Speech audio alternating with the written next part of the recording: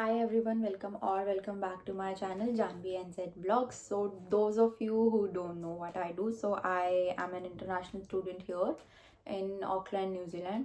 और मैं यहाँ के लाइफस्टाइल के बारे में, इंटरनेशनल स्टूडेंट्स की लाइफ के बारे में, अपने कॉलेज के बारे में और जो भी इंफॉर्मेटिव चीज़ें हैं जैसे कि वीज़ा प्रोसेस और वो सब कंटेंट मैं यहाँ पर पोस्ट करती हूँ. एंड जिन्होंने अभी तक मेरे चैनल को सब्सक्राइब नहीं किया है, please do subscribe, like, share and comment to my channel. And या आज की वीडियो थोड़ी सीरियस होने वाली है क्योंकि it's all about the visa process, application process. जो भी रिक्वायरमेंट, मतलब जो भी रिक्वायरमेंट होती है डॉक्यूमेंट्स की, या जो भी डॉक्यूमेंट्स मेरे टाइम पे यूज़ हुए. I am here for my masters in applied business analytics. और मेरा कॉलेज है यूनिटेक दीपगंगा. और जो मेरे डॉक्यूमेंट्स लगे, बिकॉज आई एम मैरिड, तो उस अकॉर्डिंग जो डॉक्यूमेंट्स लगे वो भी मैं शेयर कर दूंगी. और 2-3 डॉक्यूमेंट्स ऐसे होंगे जो आई थिंक मैरिड और अनमैरिड, लाइक सिंगल स्टूडेंट्स का और मैरिड में फ़र्क होगा, अदरवाइज एवरीथिंग्स सेम. सो या बिना टाइम वेस्ट किए हम चलते हैं वीज़ा प्रोसेस की तरफ और लेट्स जस्ट स्टार्ट. सो हाँ, मैंने लिस्ट बनाई है स्पेशली इस चीज़ के लिए क्योंकि वीज़ा प्रोसेस है तो कोई चीज़ रह ना जाए इसलिए. तो सबसे पहले बारी आती है कुछ इम्पॉर्टेंट डॉक्यूमेंट्स की जो हमें चाहिए होते हैं बेसिकली हमारा ऑफ़र लेटर रिसीव करने के लिए.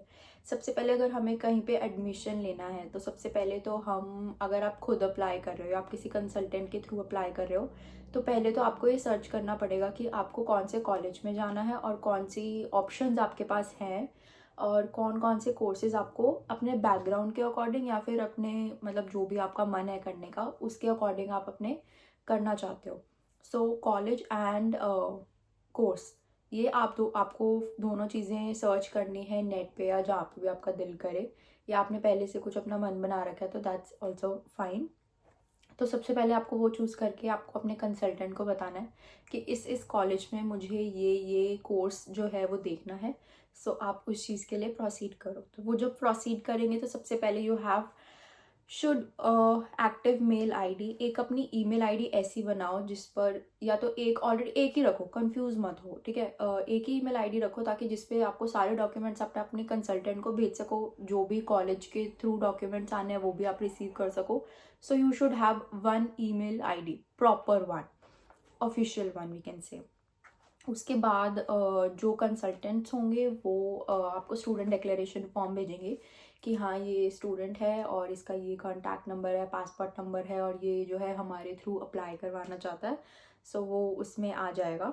और उसके बाद जो है एकेडमिक डॉक्यूमेंट्स जो लगते हैं वो है 10th 12th कॉलेज की डिग्री और ट्रांसक्रिप्ट सेमेस्टर वाइज भी लगती हैं. सो वो आपको वो बता देंगे कि PDF में चाहिए या जैसे भी. मेरा उन्होंने PDF में भी लिया था और वीडियो भी बनवाई थी कि yes I have all the documents with me. और सबसे मेन आइल्स का जो होता है वो होता है minimum 6.5, no bands less than 6 in each module which is reading, writing, speaking and listening. And या बाकी तो जितने अच्छे बैंड्स आएंगे उतनी आपकी मतलब प्रॉबेबिलिटी हो जाएगी कि आपको अच्छे से अच्छे कॉलेज में और अच्छे कोर्स में एडमिशन ईजिली मिल जाएगा.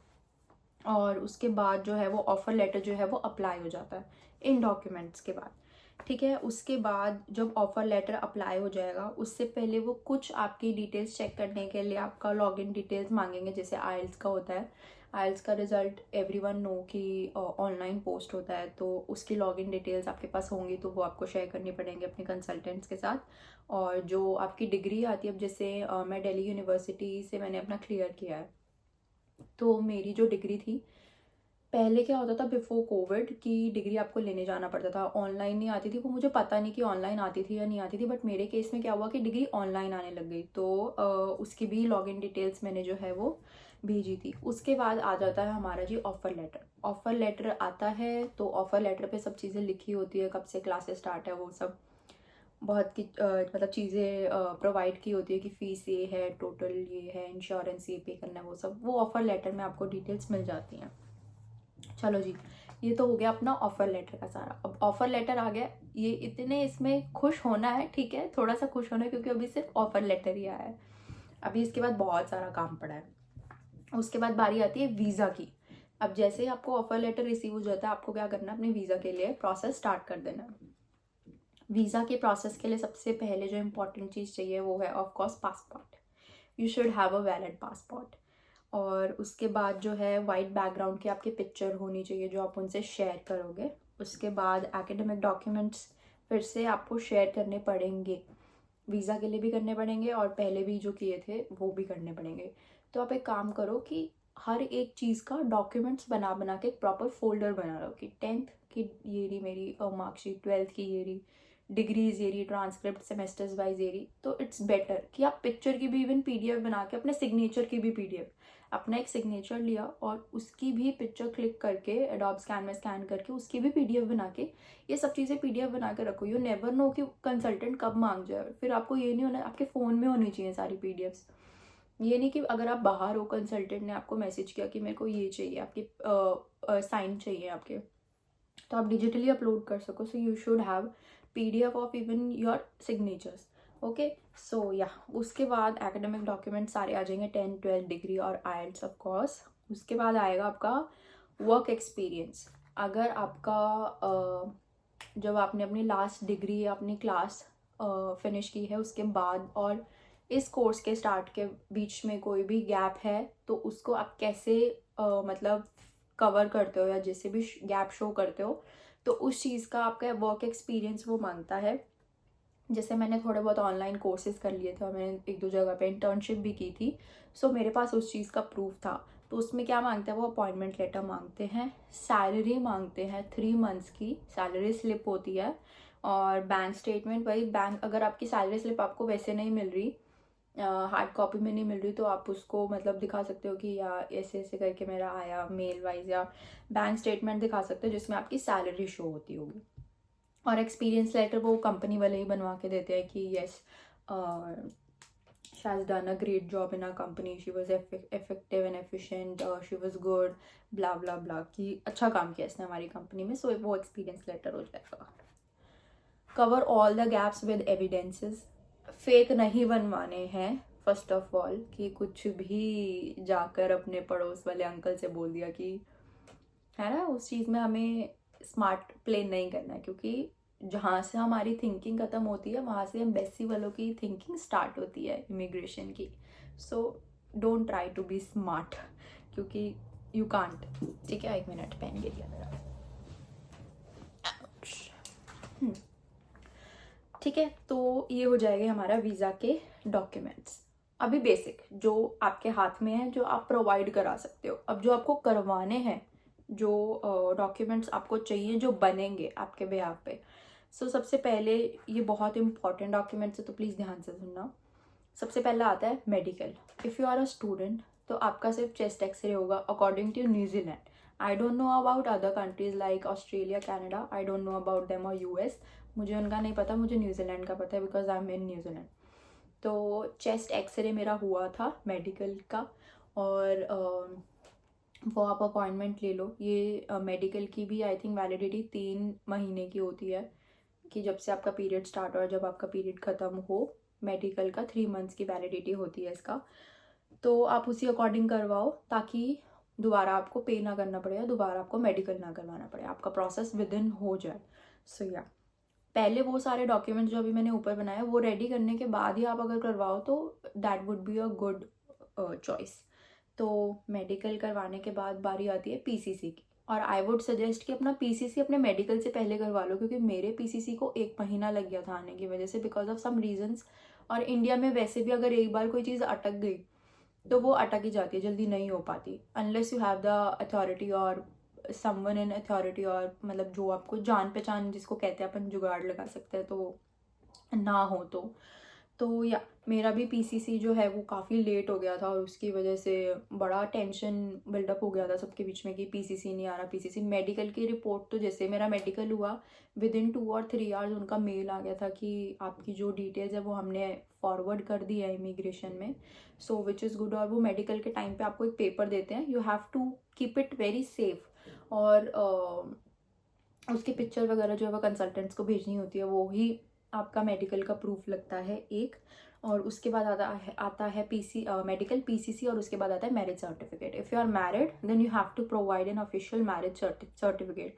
पुराना बनवा लिया या वो बनवा लिया, वो ठीक है, किसी लक होता है, इट्स ऑल अबाउट लक, किसी का चल जाता है किसी का नहीं चलता, बट हमारा ऑफिशियल था और हमारा एकदम मतलब सही था, कोई हमने वो नहीं किया।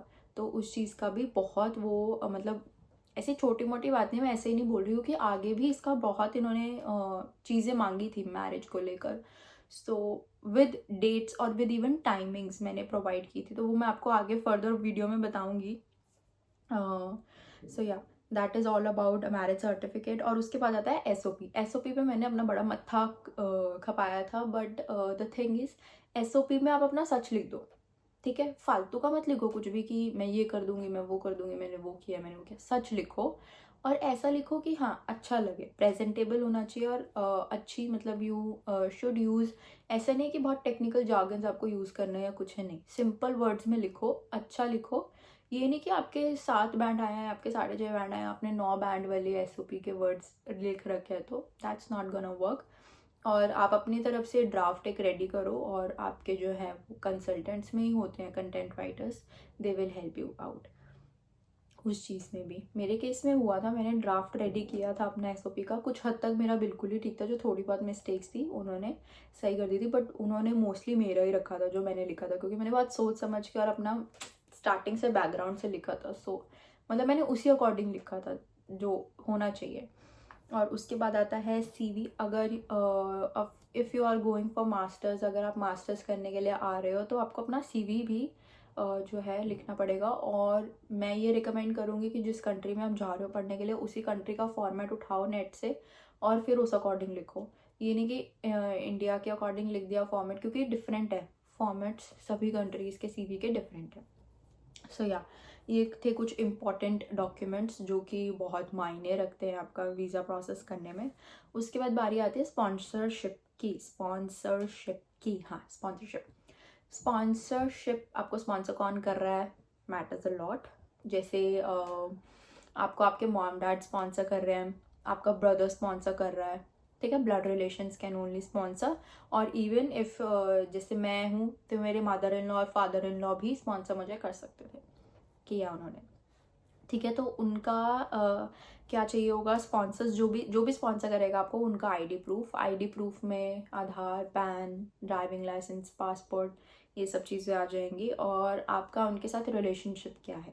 जैसे मुझे मेरे डैड ने स्पॉन्सर किया तो आई एम हिज डॉटर, मुझे मेरे फादर इन लॉ ने स्पॉन्सर किया तो I am his daughter in law, है ना। तो वो रिलेशनशिप प्रूफ एफिडेविट्स होते हैं, वो फॉर्मेट आपको आपके कंसल्टेंट से भेज देते हैं, या फिर आप नेट से डाउनलोड कर सकते हो एफिडेविट के भी। तो ये होता है sponsor relationship proof. Income tax return उनका जो भी है, उनका इनकम सोर्स ऑफ इनकम उनका जो भी है, जहाँ से भी वो कमाते हैं, या जो भी उनके पास प्रॉपर्टी वगैरह है, कहाँ से उनको इनकम आ रही है, उनका बैंक अकाउंट, ये सब चीज़ें जाती है स्पॉन्सर के। ये आता है स्पॉन्सर का सेक्शन, ये सब स्पॉन्सर की आईडी प्रूफ्स और वो सब उस सेक्शन में आएगा। उसके बाद आता है आपके फंड्स में आपको क्या शो करना है। सबसे पहली बात तो फंड्स आपके जो है वो 6 मंथ्स ओल्ड होने चाहिए न्यूजीलैंड में, ओके। और उसके बाद आपका फंड्स जो है उसमें एक तो आपकी टोटल फीस होनी चाहिए, वो आपके ऑफर लेटर पे ऑलरेडी शो होती है, या आप अपने कॉलेज के वेबसाइट पे जाके भी अपने कोर्स के अकॉर्डिंग देख सकते हो। और living cost of 1 year which is $20,000 NZ, जो कि इंडिया के आई थिंक 10 lakhs होते हैं अगर if we multiplied by 50। So yeah $20,000 NZ is compulsory to show. और टोटल फीस वो आपके अकॉर्डिंगली आपको शो करनी होती है। और अगर मैं बात करूँ फंड्स की, तो फंड्स आपके जो हैं वो आपके फिक्स डिपॉजिट्स भी चलते हैं, but you should have proper source of income कि कब आपने उनको डिपॉजिट करवाया था, वो कहाँ से इनकम आई या कुछ है। You should have all the मतलब वैलिड और मतलब सही आपके पास उसके डॉक्यूमेंट्स होने चाहिए, हर चीज़ का सोर्स होना चाहिए, नो मैटर व्हाट। वो कुछ भी पूछ सकते हैं, उनको एक भी चीज़ का डाउट हुआ है, बिना सिंगल डॉट का उनको डाउट हुआ, एक सिंगल वर्ड का, एक नेम का, देखो ना कैंसिल योर वीज़ा। मैं डरा नहीं रही हूँ, इट्स अ फैक्ट, क्योंकि ये बहुत बहुत ही कॉम्प्लिकेटेड सा प्रोसेस होता है और इसको बहुत मतलब अच्छे से आपको करना है, बिल्कुल एकदम सोच समझ के, जल्दबाजी नहीं मचानी है, बहुत आराम से करना है, बहुत अच्छे से करना है। एंड आई विश कि जो जो भी प्रोसेस अपना कर रहा है वीज़ा, उन सबका वीज़ा जल्दी जल्दी आए। और उसके बाद हम कहाँ थे, हाँ, फिक्स डिपॉजिट हो सकता है। If you have education loan then वो सैंक्शनड होना चाहिए, वो सब वो आपको बैंक्स वाले भी बता देते हैं। और हाँ, एजुकेशन लोन जो है वो प्राइवेट बैंक से नहीं लिया जाता, जो ऑथराइज्ड बैंक्स है जैसे कि HDFC हो गया या SBI हो गया, तो इस टाइप के बैंक्स, ICICI हो गया, इस टाइप के बैंक से आपका एजुकेशन लोन होना चाहिए। उनके पास प्रॉपर एक स्कीम भी होती है। और बाकी PPF बोलते हैं इसको, हाँ आई थिंक PPF वगैरह वो सब भी आप अपने उसमें शो कर सकते हो फंड्स वगैरह में। दैट मुझे उस चीज़ के बारे में ज़्यादा नहीं पता है। लेट मी चेक कि और कुछ था।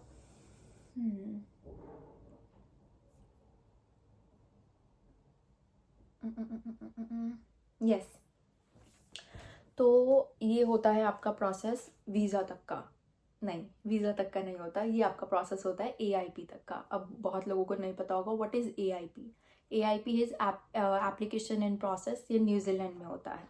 सो ये सारा प्रोसेस था, ये वीज़ा का प्रोसेस ही होता है, बट ये प्रोसेस था सिर्फ, ये सफ़र था आपका सिर्फ AIP तक का। अब AIP एप्लीकेशन इन प्रोसेस की, आपका एप्लीकेशन जो है वो अभी चल रहा है, प्रोसेस में है। और एक चीज़ और जो लकीली मुझे नहीं आया वो था interview. Before you get your AIP, you get the interview call from embassy, NZ embassy. और इंटरव्यू जो है वो बहुत डेलिकेट होता है। सो हर एक इन्फॉर्मेशन आपको पता होनी चाहिए, आपके फंड्स कहाँ से आए हैं, आपका क्या सोर्स था फंड्स का, कौन स्पॉन्सर कर रहा है क्या नहीं। सो ये नहीं है कि आपको कोई नॉलेज ही ना हो, आप कोर्स क्या करने जा रहे हो, कोर्स के बीच में इलेक्टिव्स कौन से हैं, मेजर कौन सा, उसके अंदर से क्या करिकुलम है उसका।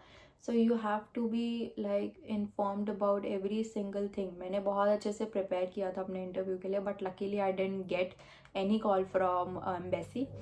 और AIP का टाइम होता है I think 1 to 1.5 month between the time you can get your AIP with interview or without interview. So I got it without interview. और AIP आने के बाद भी वो कुछ डॉक्यूमेंट्स जो फाइनल एक सेट होता है, ये अभी तक तो आपका गया था डॉक्यूमेंट उसके पास, एम्बेसी के पास, दोबारा भी डॉक्यूमेंट एम्बेसी के पास जाना होता है। बट इस बार जो AIP के बाद डॉक्यूमेंट जाते हैं वो जाते हैं सीधा आपका वीज़े के लिए। वीज़ा आएगा या नहीं आएगा, ये आर या पार। सो ये AIP is very very very important. If you got your AIP, so B relaxed. 97% I would say, और 99% आई वुड से कि you will get your visa, क्योंकि AIP आना इज़ वेरी इंपॉर्टेंट। सो जिनका AIP आ चुका है, congratulation, बाकी it all depends upon luck. और या AIP आने के बाद भी कुछ डॉक्यूमेंट्स उन्होंने मांगे थे, जैसे कि फीस रिसीट जो आप पे करोगे कॉलेज में, कॉलेज वाले आपको रिसीट देंगे, वो उन्होंने मांगी थी। और एक दो चीज़ें उन्होंने और मांगी थी। कुछ स्टूडेंट से वो मांगते हैं FTS, that is funds transfer scheme. You have to open a bank account in the country, like जैसे न्यूजीलैंड में है तो न्यूजीलैंड में आपको बैंक अकाउंट खुलवा के वो FTS वहाँ पे ट्रांसफ़र करने पड़ेंगे। वो क्यों करते हैं, क्योंकि उनको डाउट होता है कि कहीं बच्चा ऐसे ही तो नहीं जा रहा या कुछ है, तो बच्चा कर पाएगा या नहीं अपना, मतलब पार्ट टाइम जॉब्स कुछ बच्चे नहीं कर पाते। तो क्या होता है कि वो एक प्रॉपर सेट ऑफ अमाउंट जो है वो उसमें ट्रांसफ़र करवाते हैं, जो भी होता है $10,000 $20,000 वो करवाते हैं, ताकि उसमें से थोड़ा थोड़ा करके हर महीने बच्चे को इंस्टॉलमेंट्स आता रहे और बच्चा अपना खर्चा निकालता रहे, जैसे कि रेंट हो गया, food expenses, living expenses basically, so a student can carry out easily. So वो ये करवाते हैं। और उसका वो FTS का भी रिसीट वगैरह होता है, बैंक स्टेटमेंट वगैरह होता है, वो ये सब होता है। हाँ, यही चीज़ होती है AIP के बाद। और अगर आपके पास बैंक लोन है तो वो आपको सैंक्शन करवाना होता है उसी टाइम पे, क्योंकि उसी से पे होती है फीस, राइट। सो या वो चाहिए होती है। और क्या चाहिए था, हाँ, ऑफ़र लेटर चाहिए था, ऑफ़र लेटर भी वो मांगते हैं। सो ये 4-5 डॉक्यूमेंट्स होते हैं जो AIP के बाद कुछ केसेस में वो मांगते हैं और कुछ केसेस में वो 2-3 डॉक्यूमेंट से मांगते हैं। That totally depends upon the cases, वो केस टू केस डिपेंड करता है। सो या उसके बाद जो है आपको एक सर्टेन डेट मिलती है AIP के बाद कि आपको कौन सा जो है उसको कौन सी डेट के बीच बीच में आपको डिपॉजिट कराने हैं वो सारे डॉक्यूमेंट्स, आई मीन सबमिट करवाने, नॉट डिपॉजिट, हाँ सबमिट करवाने हैं वो डॉक्यूमेंट्स कौन कौन से। और जैसे मेरी टाइमिंग्स थी 15 डेज़ की, तो 15 डेज़ के बीच में मुझे अपना जो है AIP के बाद जो डॉक्यूमेंट्स उन्होंने मांगे थे वो डेडलाइन के पहले पहले मुझे सबमिट करने थे, एंड आई सबमिटेड इट। और सबमिट करवाने के बाद इट टोटली डिपेंड्स अपॉन वही बात केस टू केस कि किसका वीज़ा कितने टाइम में आता है। I got mine with in 6 hours I would say. Yes, मैंने AIP के डॉक्यूमेंट सबमिट करवाने के बाद, हाँ वो ऐसा लगता है कि एक ही दिन में हम सबमिट कर देंगे, बट ऐसा नहीं होता। It took 14 days for me to submit the documents. और उसके बाद जो है जैसे सबमिट किए डॉक्यूमेंट्स शाम को, एंड देन रात को ही 3 बजे I got my visa. Congrats to me and I am finally here. So ये था सारा का सारा प्रोसेस, जो कि कहानी है ऑफ़र लेटर से स्टार्ट होगी और ये जाकर आएगी सीधा AIP तक ही मैंने छोड़ा, क्योंकि उसके बाद का ही नो। तो ऑफ़र लेटर से लेकर, नॉट ऑफ़र लेटर से लेकर, सर्च करने से लेकर कौन सा कॉलेज में जाना है, कौन सा कोर्स लेकर जाना है, to getting your visa on your mail ID, that official one. तो वो मेल ID का बहुत काम करता है। यहाँ से आप सारे डॉक्यूमेंट्स उसी मेल ID में डालोगे और उसी मेल ID पे you will get your visa. So mail ID एक फिक्स रखना और पासवर्ड प्लीज़ उसका याद रखना मेल ID का। सो या that's it for today. Without, हमने आज कोई भी इधर उधर की फालतू बात नहीं की। सो ये इन्फॉर्मेटिव वीडियो थी। सो आई होप मैंने जो भी डिटेल्स शेयर की हो वो आपके कुछ काम आए। और बाकी अगर मुझसे किसी भी चीज़ में कोई भी मिस्टेक हुई हो, मैं ये नहीं कह रही कि मेरी वीडियो ये आप पूरी सुनकर आप अपना प्रोसेस करो या कुछ नहीं। I am just an international student here. तो मैंने अपना एक्सपीरियंस बताया और अपने डॉक्यूमेंट्स बताए जो मेरे केस में यूज़ हुए थे। सो अगर कोई मिस्टेक हुई हो तो प्लीज़ डू डबल और क्रॉस चेक। अगर नहीं करो ही करो, do cross check please with your consultant, और इवन ऑन नेट और YouTube you will get a lot of information. So या ये थी आज की वीडियो, और ऐसी और वीडियोस मैं लेकर आने वाली हूँ। पैकिंग लिस्ट हो गई, और इवन इंटरनेशनल फ़्लाइट में क्या क्या करनी होती है, चीज़ें क्या क्या नहीं करनी होती, क्योंकि उसमें भी बहुत इंपॉर्टेंट एक पार्ट होता है which is I talk about it later. हाँ, तो वो था। और उसके बाद मैं, सॉरी ये नीचे कंस्ट्रक्शन चल रहा है इस वजह से ये बहुत साउंड डिस्टर्ब करता है, बट आई होप कि मेरी ये वीडियो आप लोगों को इन्फॉर्मेटिव लगी हो। And if you guys like this video then please do share, like and comment, और चैनल को सब्सक्राइब करना ना भूलें। बहुत सारे ऐसे लोग हैं जो वीडियो सिर्फ देख कर जा रहे हैं without subscribing to my channel. Please do subscribe यार, 1 सेकेंड भी नहीं लगता सब्सक्राइब करने में। प्लीज़, अगर मैं इतनी मेहनत कर रही हूँ आप लोगों को कुछ हेल्प करने के लिए, सो प्लीज़ आप भी मेरी हेल्प करो। And it's a new part of my journey as well, so please do support guys. Till then, bye bye, take care and see you at the next vlog. Bye bye.